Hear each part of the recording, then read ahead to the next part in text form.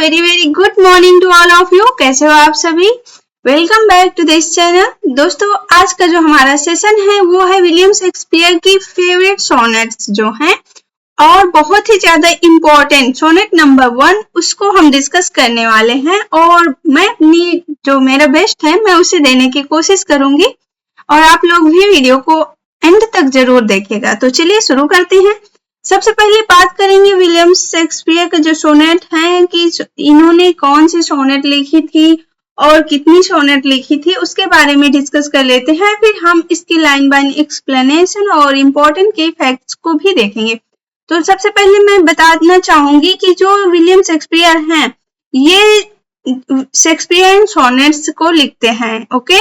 और इन्होंने अपनी लाइफ में 154 सोनेट्स लिखी हैं, जिनमें से 1 से लेकर 126 यहाँ तक तो इन्होंने फेयर यूथ के लिए लिखी है और इसके बाद 127 से लेकर 152 तक डार्क लेडी जिसको बोला जाता है मैरी फिटन उनके लिए लिखी है और फिर बचती है 153 और 154 तो वो लिखते हैं लव कॉफिड के लिए।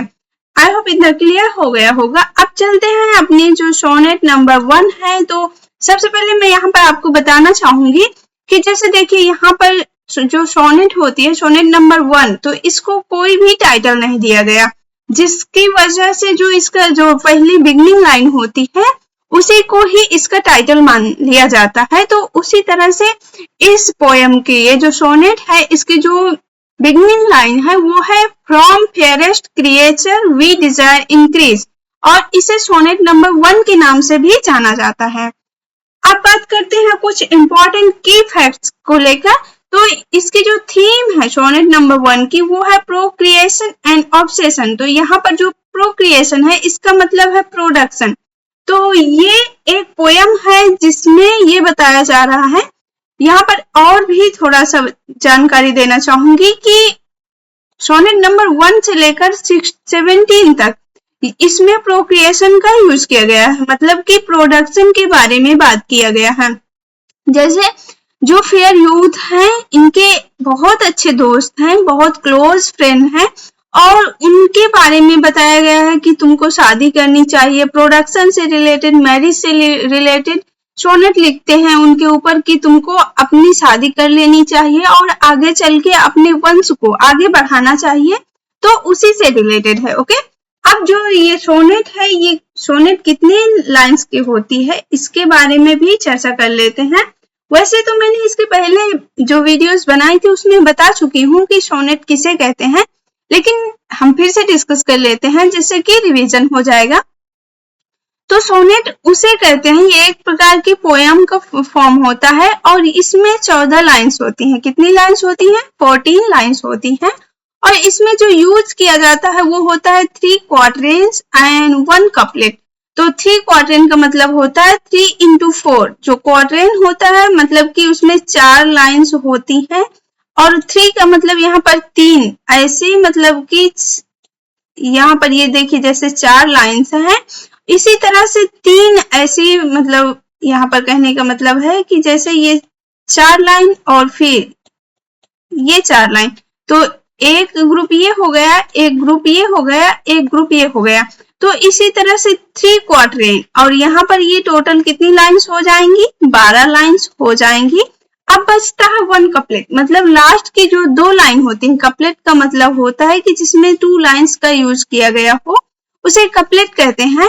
तो जब लास्ट में 2 लाइन यूज की जाती है उसे कपलेट बोलेंगे। तो यहाँ पर 12 लाइन कंप्लीट हो गई थी और यहाँ पर ये 2 लाइन, तो जो सोनेट होगी वो परफेक्टली 14 लाइन की हो जाएगी। ओके दोस्तों, अब राइमिंग स्कीम की बात करूं तो जैसे जो शेक्सपियरियन सोनेट्स होती हैं उसकी जो राइमिंग स्कीम होती है वो होती है A B C D E F G जी।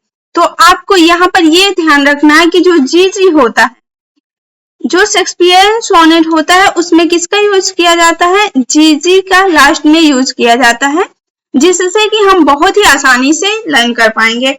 अभी यदि हम इसको 1-2 बार और जल्दी से रिवाइज कर लेते हैं तो वैसे भी लर्न हो जाएगा। A B CD EF GG। Okay, अब बात करते हैं नेक्स्ट पॉइंट की। तो जो ये सोनेट नंबर 1 है ये कब पब्लिश हुई थी? तो इसको पब्लिश करवाया गया था 20 मई 1609 को। और किसने पब्लिश करवाया था? तो उनका नाम था थॉमस थॉर्पे। ये पब्लिशर हैं सोनेट्स को पब्लिश करवाने में, जिसमें कि ये फर्स्ट सोनेट जो है विलियम शेक्सपियर की, इसे 20 मई 1609 को ही पब्लिश करवाया गया था। अब ये किसको डेडिकेट है? तो जैसे अभी हमने पहले भी डिस्कस किया है कि फेयर यूथ को डेडिकेट है, जो कि बहुत ही ज्यादा क्लोज फ्रेंड है विलियम शेक्सपियर के। ओके दोस्तों, अब यहाँ पर हम ये स्टोरी समझने की कोशिश करते हैं कि जो इसका मेन थीम है इस सोनेट की वो क्या है, उसे जानते हैं। तो आप यहाँ पर देख पा रहे होंगे एक हैंडसम सा बंदा, जिसको हम मानेंगे फेयर यूथ, जो कि कौन है? विलियम शेक्सपियर के क्लोज फ्रेंड हैं। तो ये फेयर यूथ है। और यहाँ पर एक लड़की है, इसको ये समझ लो कि कोई गवर्नमेंट जॉब में है, नौकरी कर रही है। ओके, तो यहाँ पर जो राइटर है विलियम शेक्सपियर, वो फेयर यूथ से कहते हैं कि अब तुमको शादी कर लेनी चाहिए। इसके लिए यहाँ पर देखिए ये कितने ज्यादा हैंडसम है और बहुत सारी ऐसी क्वालिटीज भी हैं जिसकी वजह से इनको अपनी वंश को आगे बढ़ाने के लिए इन्हें शादी कर लेनी चाहिए, नहीं तो इन्हीं तक जो इनकी क्वालिटीज है वो रहेंगी और वो आगे नहीं बढ़ेंगी। तो यहाँ पर सबसे ज्यादा यदि किसी बात पर जोर दिया गया है तो वो है मैरिज, कि मैरिज क्यों करनी चाहिए। यदि आप चाहते हो कि आपका वंश आगे बढ़े, जो आपकी क्वालिटीज हैं जो आपको पहले से मिली हुई हैं और अभी जो आप गेन किए हो, जो आपका नॉलेज है, यदि वो उसे आप आगे बढ़ाना चाहते हो तो आपको शादी जरूर से जरूर करनी चाहिए, उसी के ऊपर है। अब यहाँ पर ये बताया जा रहा है कि जब आप दोनों मैरिज करोगे, मतलब जब फेयर यूथ किसी गवर्नमेंट लड़की से शादी करेगा तो वैसे भी तो ये पैसे वाली होगी, और मतलब जब ये भी ब्यूटीफुल है और ये भी हैंडसम है, तो इनसे जो बच्चा होगा, जब ये एक नए बच्चे को जन्म देंगे तो वो और भी अच्छे से सामने निखर कर आएगा। मतलब कि जब इन दोनों की क्वालिटीज मिल जाएंगी हर तरह से, तो एक नई क्रिएशन होगी जो और भी ज्यादा खूबसूरत होगी और इनका जो वंश है वो आगे बढ़ सकेगा। ओके, तो इतना तो क्लियर हो गया होगा। अब हम लाइन बाय लाइन एक्सप्लेनेशन को देखने वाले हैं। ओके, तो आप सभी रेडी हो? From fairest creatures we desire increase, that thereby beauty's rose might never die, but as the riper should by time disease, his tender hair might bear his memory। तो यहाँ पर जो राइटर है वो कह रहे हैं सोनेट नंबर जो 1 है, जिसका टाइटल है from fairest creature we desire increase. तो ये इसकी जैसे ओपनिंग लाइन भी है और टाइटल भी है। तो यहाँ पर जो विलियम शेक्सपियर है वो कहना चाह रहे हैं कि जो फेयर यूथ हैं उनसे कह रहे हैं कि यहाँ पर वैसे तो इस संसार में बहुत ही खूबसूरत प्राणी रहते हैं, क्रिएचर्स रहते हैं, जिनको आगे बढ़ाने की इच्छा है। हमें ये इच्छा है कि वो आगे तक जाएं, दूसरी पीढ़ियों तक जाएं, और आप उन्हीं में से एक हो। That thereby beauty's rose might never die। और ये जो ब्यूटी है आप लोगों के अंदर, जो ये क्वालिटीज हैं हर तरह से, उनको ना एंड किया जाए, उन्हें आगे बढ़ाया जाए। तो ये जो आपकी सुंदरता है रोज की तरह, जो गुलाब की तरह आपकी सुंदरता है, उसे आगे बढ़ाया जाए, ना डाई किया जाए, इसलिए तुम्हें शादी करनी चाहिए। But as the riper should by time disease, यदि तुम शादी नहीं करते हो, यहाँ पर जो राइटर है वो कह रहे हैं कि जैसे कोई मतलब कोई फल है, आप देख पा रहे होंगे कि जैसे कोई फल होता है, वो जब तक पेड़ में लगा होता है कोई दिक्कत नहीं होती, लेकिन वो पक जाता है, उसके बाद जब वो जमीन में गिरता है तो तब भी कोई दिक्कत नहीं होती। यदि तब उसे कोई उठा लेता है तो वो और भी ज्यादा स्वादिष्ट हो जाता है और भी मीठा होता है। बट यदि उसको सही समय पर ना उठाया गया, वो जमीन पर वैसे ही पड़ा रहा, तो इसका ये मतलब होगा कि वो धीरे धीरे नष्ट हो जाएगा, वो मिट्टी में मिल जाएगा। तो उसी तरह से अभी तो आप बिल्कुल यंग एज में हो और इस समय जो आपकी क्वालिटीज हैं वो पूरी तरह से निखर कर आ रही हैं, और कुछ दिनों तक यदि आप शादी नहीं करते हो तो आपकी जो क्वालिटीज हैं, जो आपके अंदर जो बहुत सारे गुण हैं, वो और भी अच्छे से निखर कर सामने आएंगे। जिस तरह से एक फल पकने के बाद और स्वादिष्ट हो जाता है, उसी तरह से जो आपके गुण हैं, क्वालिटीज हैं, वो और ज्यादा निखर कर सामने आएंगे।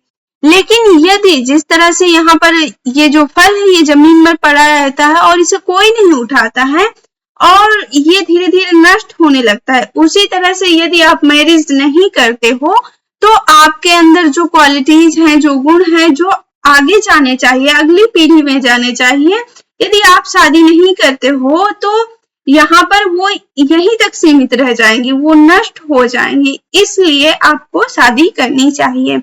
His tender hair, जो आपका उत्तराधिकारी होगा, bear his memory, वो आपकी जो ये स्मृतियां हैं, जो ये गुण हैं, उनको आगे तक लेकर जाएगा। अब हम नेक्स्ट स्टैंजा की बात करते हैं।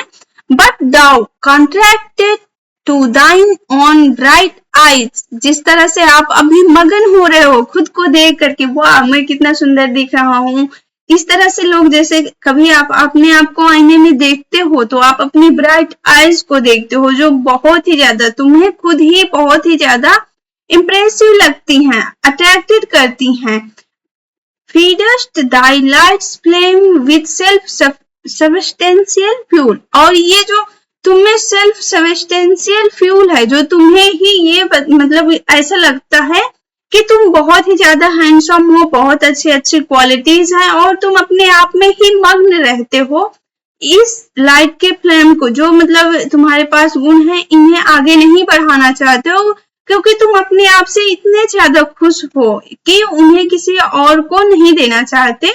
Making up famine where abundance lies, तो यहाँ पर ऐसा होगा कि मतलब तुम इसे, जो ये जैसे कोई बंजर भूमि होती है उसमें, मतलब यहाँ पर कहने का ये मतलब है कि कोई प्रोडक्टिव प्लेस है और उसमें तुम ऐसे हो कि वो बंजर होता जा रहा है, यदि आप उसे सही से नहीं यूज कर रहे हो उस क्वालिटी को, तो वो बेकार हो जाएगा।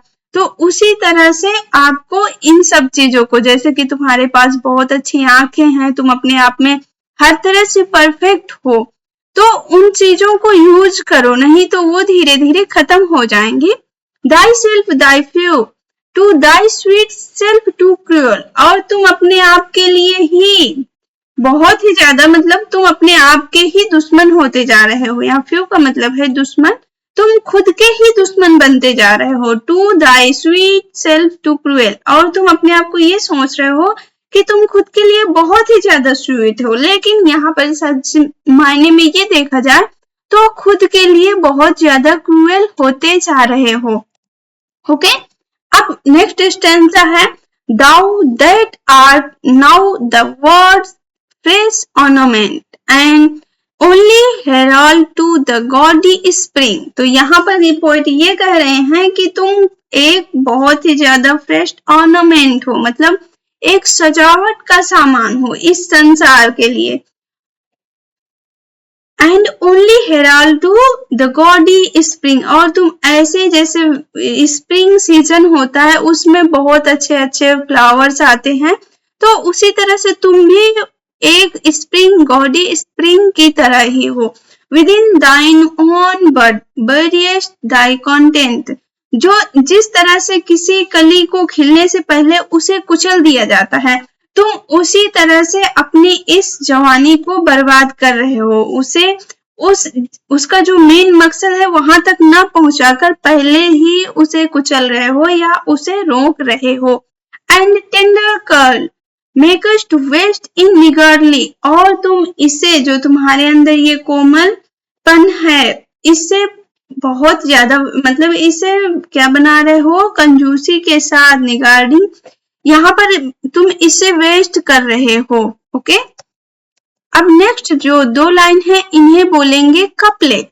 तो जैसे अभी हमने जो 3 क्वाड्रेंट्स है उन्हें डिस्कस कर चुके हैं, अब जो लास्ट के 2 लाइन बचती हैं जिन्हें कहा जाता है कपलेट, तो उन्हें डिस्कस करते हैं।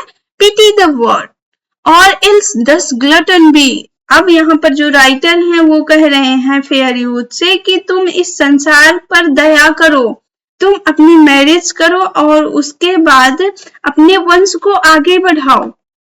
और एल्स 10 ग्लटन बी, जिस तरह से मतलब ग्लटन का मतलब होता है पेटू, जो बहुत ज्यादा खाता है। तो यहाँ पर ये कहने का मतलब है कि तुम सिर्फ खुद के बारे में ही मत सोचो, इस संसार के बारे में सोचो और इस संसार पर दया करो और अपनी शादी कर लो और फिर एक नए बच्चे को जन्म दो, जिससे कि तुम्हारी जो क्वालिटीज हैं वो आगे पीढ़ी तक जा सके। To eat the world's due by the grave and thee. तो आई होप कि आपको ये पोयम समझ में आ गई होगी, जो थी sonnet number 1 by William Shakespeare और इसका टाइटल था from fairest creature we desire increase. तो दोस्तों आज के लिए बस इतना ही, मिलते हैं नेक्स्ट सेशन में। तो आपको वीडियो पसंद आई हो तो प्लीज चैनल में जो भी नए हो सब्सक्राइब जरूर कर लें, ओके, और वीडियो को भी लाइक कर दें। Thank you very much. Thanks for watching.